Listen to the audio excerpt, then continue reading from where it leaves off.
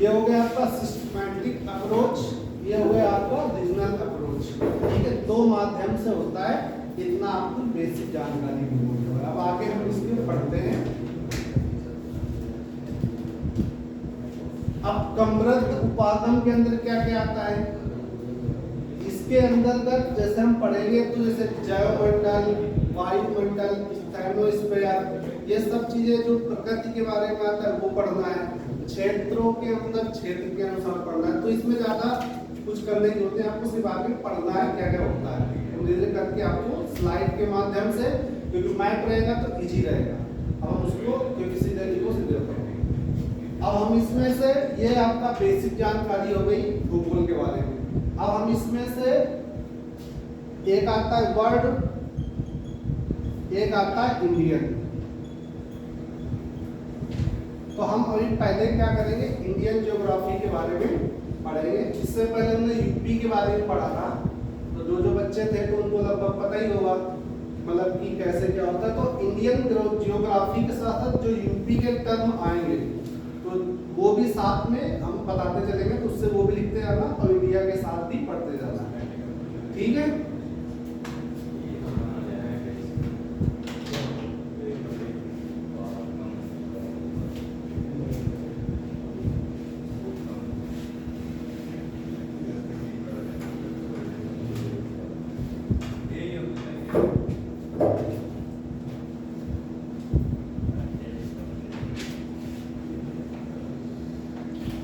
भारत विश्व का कौन सा नंबर का देश है, सीमा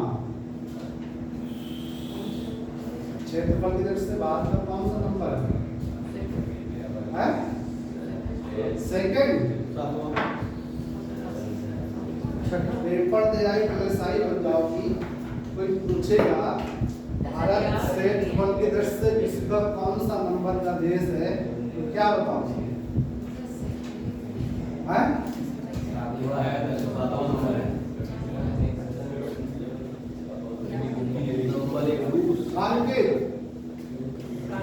सातवां नंबर है। ठीक है, तो ये सब याद करना है। अभी हम हेडिंग कैसे डाल दिया, ये तो बेसिक चीजें थी भूगोल के बारे में। अब हेडिंग डालो भारत की भौगोलिक स्थिति। जैसे हमने यूपी की भौगोलिक स्थिति पढ़ी थी ना, नॉर्थ साउथ ईस्ट वेस्ट चारों दिशाएं पढ़ी थी। उसी प्रकार भारत की भी दिशाएं हैं, भारत की भी अक्षांश रेखाएं, देशांतर, लैटिट्यूड, सारा कहानी है। ठीक है, लिख लिया भारत की भौगोलिक स्थिति।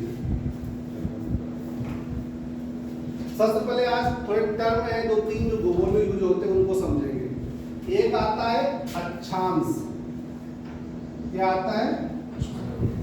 अक्षांश। अक्षांश क्या होता है, पहले इनको पढ़ लें फिर आगे पढ़ेंगे, इनको फिर दिक्कत करेगा बार। अक्षांश क्या होता है सीमा? एक होता है देशांतर,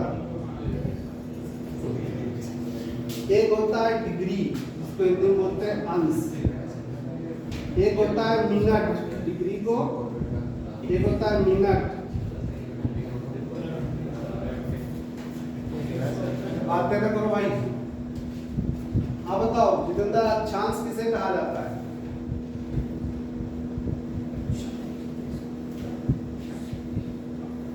एल्टीट्यूड 8 डिग्री 4 डिग्री 4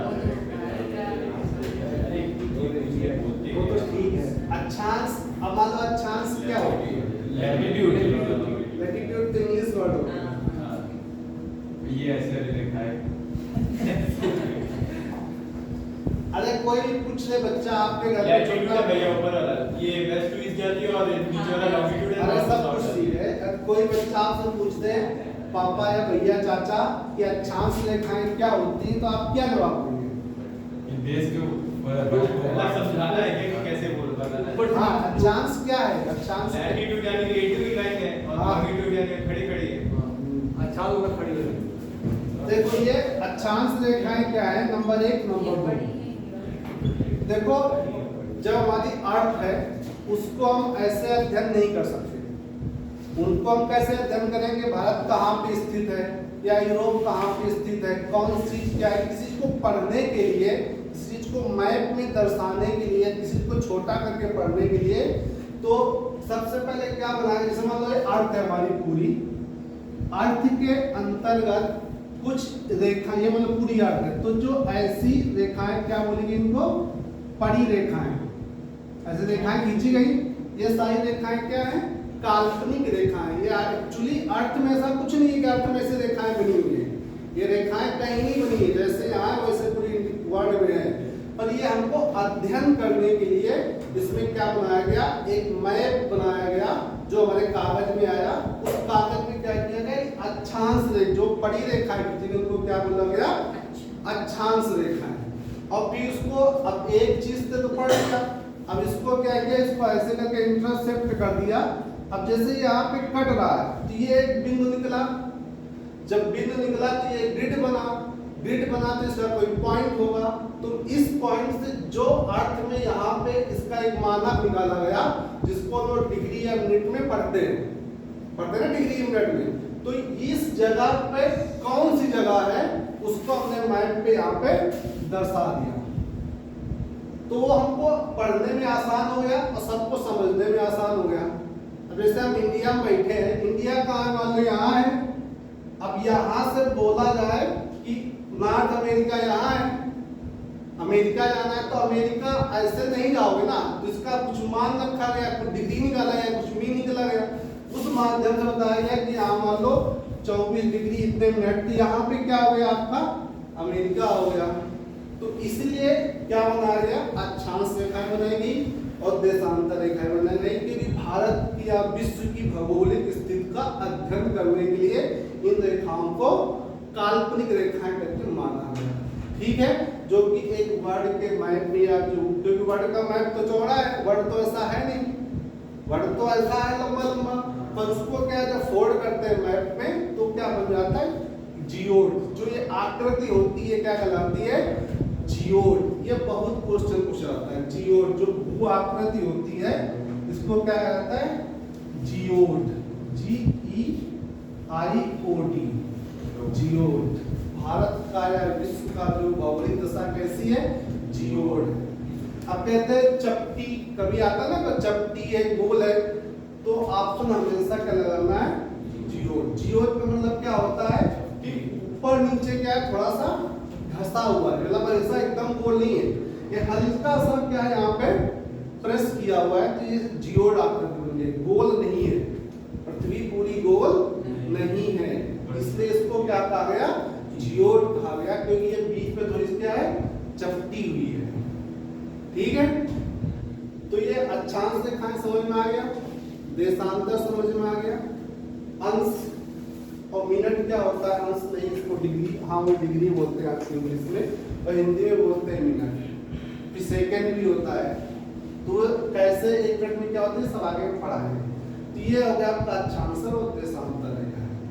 अब इसमें आता है कि भारत कहाँ पे स्थित है। अब ये मान लीजिए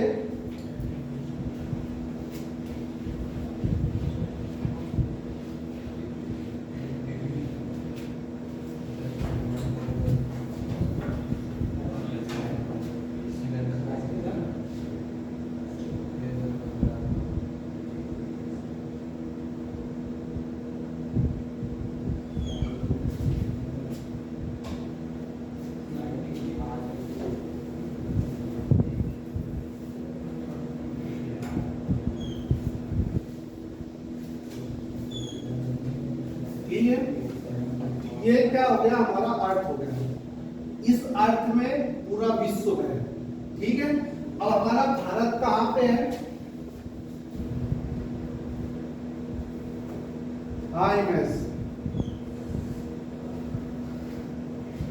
आज भारतवासी हैं, इस मैप के अंदर भारत को हम कहाँ बनाएंगे? दिशा बताओ। हिंदी में तो कोण बता दो, कौन सा कोण बनेगा? बहुत पढ़ाया सबने हिंदी में कोण, उत्तर पूर्व पश्चिम के बीच में 4 कोण बनाते हैं ना रोज। हिंदी का भी अध्ययन हो जाएगा थोड़ा सा। अंकित कौन सा कोण बनता है इधर? भारत किस कोण में? हिंदी के अनुसार बताओ।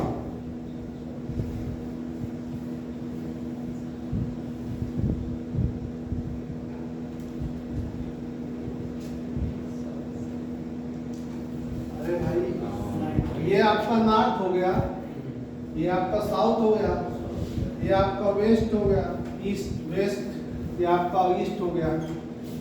यही तो पढ़ाते हैं। अब इंडिया किस साइड में ये बताओ? Image south, north east, north east, south east, आन किधर है इंडिया? हाँ? ईस्ट, ईस्ट में तो इधर है। जो जापान है, इधर तो वो कल कौन सा मैच पढ़ा रहे थे सर, घटता हुआ पेपर में क्वेश्चन आया, न्यूजीलैंड, दो बालों वाला देश, नीचे पानी ऊपर है इंडिया। नीचे पूरा पानी भरा है। देखो ये सब कैसी चीजें हैं, मतलब पूछने से क्या हो, शायद आपको जिंदगी में दोबारा भूलो ना। अब देखो ये जो रेखा है, ये हमारी रेखा है मेन, इसको क्या बोलते हैं? भूमध्य रेखा। भूमध्य रेखा के ऊपर कौन सी रेखा है? कर्क रेखा। कर्क के नीचे क्या है? मकर रेखा। तीन रेखाओं के बारे में तो लगभग सबको पता ही होगा। इसके ऊपर भी है, इसके ऊपर इसे 23.5 डिग्री, ये 23.5 डिग्री, 66.5, फिर 0 डिग्री। तो जो भारत है हमारा, बोलते हैं भारत कर्क रेखा से होकर गुजरता है। भारत कर्क रेखा जो है भारत से होकर गुजरता है। तो भारत के कितने राज्यों से गुजरता है? 8। तो हम कर्क रेखा यहाँ पे, तो कर्क रेखा के बीच से गुजरता है ना, तो आधा नीचे होगा, आधा ऊपर होगा। तो अब कहाँ पे हमारा? North east. ये हमेशा याद कर रखना, ये नॉर्थ ईस्ट ऑप्शन मान लो, नॉर्थ ईस्ट में तो नहीं आएगा। वो पूछेगा पूर्वी देशांतर या उत्तरी अक्षांश, इस टाइप में आता है। लेकिन मान लो आ जाए कहाँ स्थित है? नॉर्थ ईस्ट में भी स्थित है, वो भी कर सकते हो। आएगा कि भारत हमारे अर्थ में किस उत्तरी अक्षांश में है कि दक्षिणी अक्षांश में। जब अक्षांश की बात करेगा तो उत्तरी अक्षांश में हो जाएगा, जब देशांतर की बात करेगा तो पूर्वी देशांतर हो जाएगा। ठीक है, ये चीज ध्यान रखना। तो यहाँ पे हमारा क्या बना है? इंडिया। तो इंडिया यहाँ से कितने 8 राज्यों से होकर गुजरता है, वो सब बात की बात है। तो अभी हमको इंडिया की स्थिति कहाँ है भारत की भूगोल के अंदर या जियोग्राफी के अंदर? भारत हमारा उत्तरी अक्षांश या पूर्वी देशांतर में स्थित है। तो ये वाला जो खाना है इसमें, इसको ऐसे करोगे तो ये हमारा नॉर्थ ईस्ट भी हो जाएगा। ठीक है, इतनी छोटी सी जानकारी थी, हमेशा के याद रखना। ये कितनी होती? 23.5 डिग्री कर्क रेखा, 60 डिग्री मकर रेखा, ये 66.5 को सब आगे में बढ़ाएंगे। ठीक है, अब इसमें 1-2 पॉइंट लिखना है तो लिख लो, क्या आगे पढ़ाएंगे? लिख लो 1-2 पॉइंट, क्योंकि पढ़ते जाओ लिखते जाओ तो ज्यादा सही रहेगा। लिखा हुआ है उसको एक बार घर में रिवीजन जरूर कर। जैसे मैथ्स हमने पढ़ाया, पहले मैथ्स रिवीजन करना है पूरी जाके घर में, फिर बाकी सब्जेक्ट पढ़ना है, क्योंकि मैथ जरूरी है। वो आएगी सब आना लगेगा, ये परफेक्ट है। सही बता दो। देखो भारत भौगोलिक दृष्टि से उत्तरी गोलार्ध या क्या बोलते हैं, नॉर्दर्न हेमिस्फीयर, ये कभी डायरेक्ट इंग्लिश वर्ड भी आता है। भौगोलिक दृष्टि से पृथ्वी के उत्तरी गोलार्ध या नॉर्दर्न हेमिस्फीयर, ये इंग्लिश में भी आता है कभी कभी, इसमें लिख लो, नॉर्दर्न हेमिस्फीयर में स्थित है। उत्तरी गोलार्ध में स्थित है, नॉर्थ हेमिस्फीयर, या पूर्वी देशांतर ऐसे भी लिख लो, या पूर्वी देशांतर ब्रैकेट में लिखे हैं।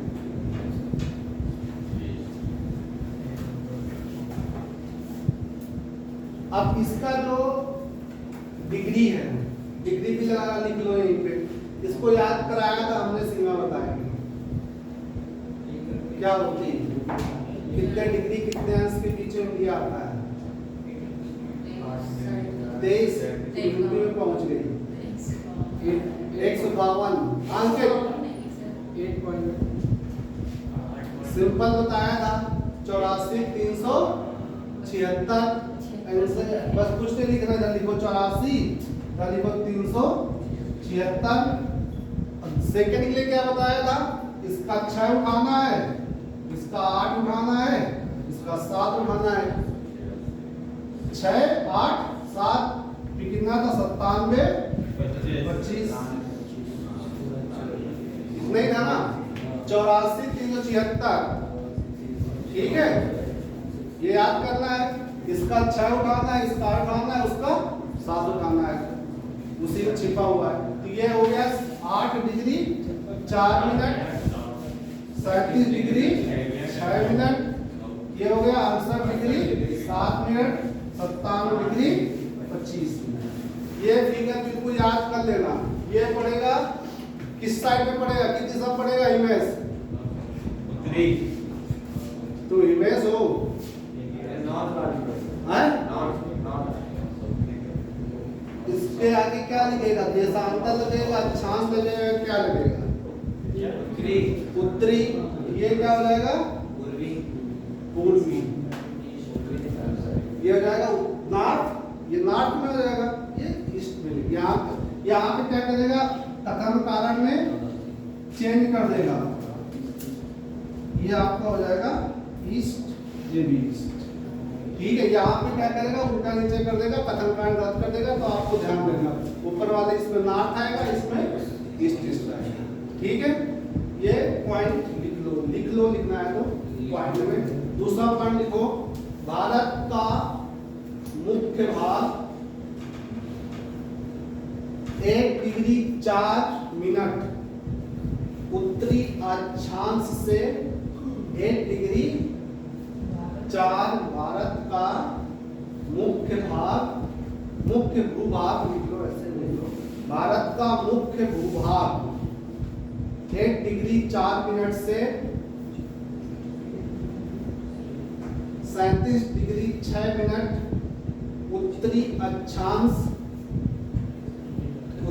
अक्षांश तथा 68 डिग्री 7 मिनट से 97 डिग्री 25 मिनट पूर्वी देशांतर इसमें क्या लगेगा पूर्वी देशांतर के बीच स्थित है ठीक है लिख लिया अगला पॉइंट लिखो इसी में कर्क रेखा ट्रॉपिक ऑफ कैंसर कर्क रेखा ब्रैकेट में लिख लो ट्रॉपिक ऑफ कैंसर कर्क रेखा अगला पॉइंट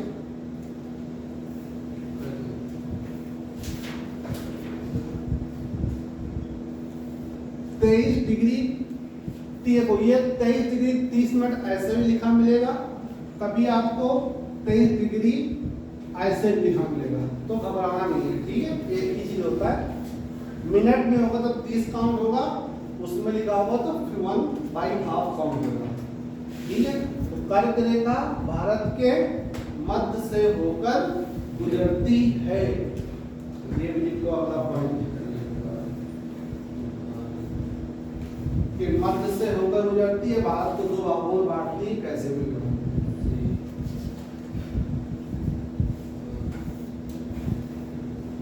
कर्क रेखा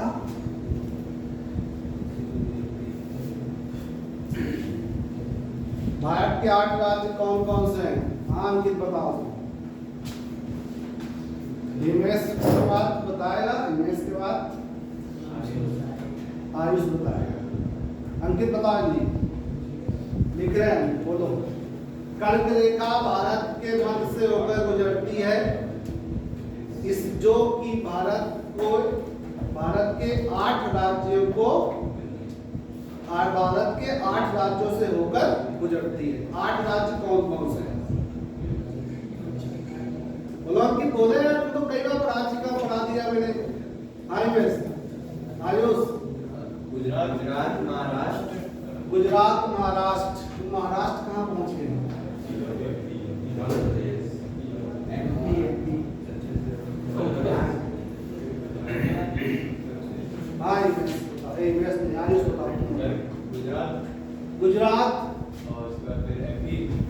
गुजरात के बाद एमपी, हाँ चलो ठीक है।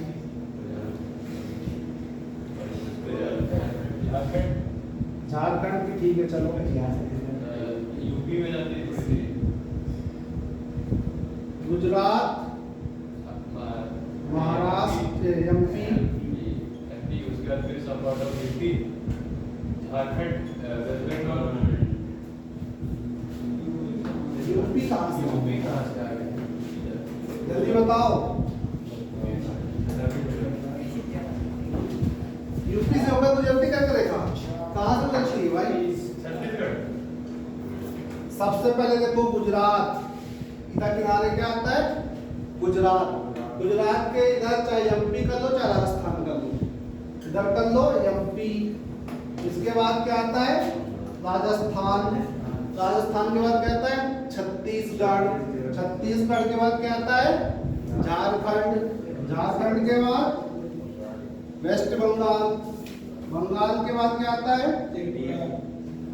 त्रिपुरा, फिर मिजोरम। याद कर लो मैप के थ्रू, नहीं याद होता है तो गमछा वाला डायलॉग याद है, गमछा याद मित्र वाला वो याद कर लो। तो सबसे बढ़िया तो मैप में अपना खोलो, उसमें से देखो पहले क्या है? गुजरात है, फिर एमपी है, फिर राजस्थान है, फिर छत्तीसगढ़ है, फिर झारखंड है, फिर वेस्ट बंगाल है, फिर त्रिपुरा है, फिर मिजोरम। ठीक है, ये 8 राज्य याद करो लोग। ये पूछेगा जरूर कौन सा राज्य नहीं मुझे लास्ट वाला कौन सा है? मिजोरम। लिख लिया इसको। गुजरात, राजस्थान, एमपी, इसमें से राजस्थान आता है, एमपी आगे पीछे चलो कोई दिक्कत नहीं। गुजरात, राजस्थान, मध्य प्रदेश, छत्तीसगढ़, झारखंड, वेस्ट बंगाल, त्रिपुरा और मिजोरम से होकर गुजरती है। अब अगला लिख लो, एक सीमित 2 पॉइंट हो गए, 3 अगला पॉइंट लिखो। एक होता है मानक समय, ध्यान से सुनना। मानक समय जो है आज तक कितना माना गया हुआ है? 5.5। 5.5 तो आगे है, 82 डिग्री है ना, 82.5 डिग्री। भारत का मानक समय क्या है? 82.5 डिग्री है ना। वो तो 5.5 घंटा कहाँ से आगे है? लंदन से 5.5 घंटा आगे है। लेकिन रुको हम लिखा रहे हैं, ये लिख दिया आपका 8 राज्य लिख के। अगला पॉइंट लिखना बिल्कुल याद, पर लिख लो भी समझाता हूँ। भारत का मानक समय, इंग्लिश में लिखो इंडियन स्टैंडर्ड टाइम। भारत का मानक समय, ब्रैकेट में लिखो इंडियन स्टैंडर्ड टाइम।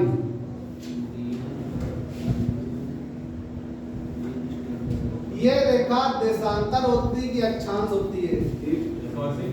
हाँ, कुछ नहीं होती। स्टैंडर्ड रेखा पता है, बताओ। नाम भूला था यार, उसे याद रहता है? हिमांशु। जो ये समय होती है ना मानक रेखा, वो देशांतर में आती है कि अक्षांश में आती है? अक्षांश में आती है। ये अक्षांश में आती है। हाँ बोलो, आप कोई नहीं बता पाएगा, कोई बता पाएगा। लॉन्गिट्यूड, देशांतर, ये क्या होती है? जो मानक या व्युत्तर समय है, मानक स्टैंडर्ड टाइम है, ये कौन सी रेखा है? देशांतर रेखा है। ये कितनी डिग्री है? 82.5 डिग्री। कहाँ से गुजरती है? नैनी। इलाहाबाद में कौन सी जगह से गुजरती है? नैनी से गुजरती है। ठीक है, मानक स्टैंडर्ड टाइम, ये बहुत क्वेश्चन आता है, कहाँ से गुजरती है? इलाहाबाद आएगा या तो नैनी आएगा, कुछ भी आ जाएगा। तो कहाँ से गुजरती है? नैनी से गुजरती है। इसका पॉइंट लिख लो, लिखा। भारत का मानक समय, ब्रैकेट लिखो इंडियन स्टैंडर्ड टाइम, बताने वाली देशांतर रेखा, बताने वाली देशांतर रेखा, इसको ब्रैकेट में लिखो मानक या व्युत्तर। एक दूसरा भी नाम है मानक